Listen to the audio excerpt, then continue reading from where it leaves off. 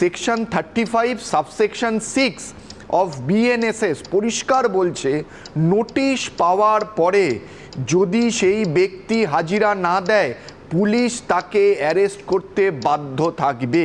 এখানে কিন্তু দ্বিতীয় নোটিশের কোনো প্রভিশন নেই। এ সত্ত্বেও পুলিশ কিন্তু অ্যারেস্ট করছে না।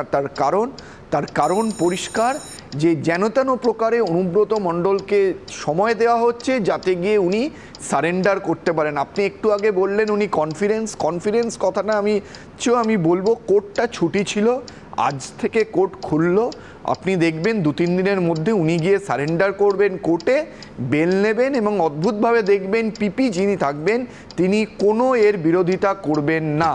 ডিসপাইট দ্য ফ্যাক্ট যে এসপি দাঁড়িয়ে বলেছিলেন যে কঠোরতম ব্যবস্থা নেওয়া হবে। কঠোরতম ব্যবস্থা এটাই যে আমরা একটা শুধু নোটিশ দেব, নোটিশ দিয়ে পরবর্তীকালে আমরা বলবো যে কোর্ট তো বেল দিয়ে দিয়েছে, আমাদের কি করণীয়।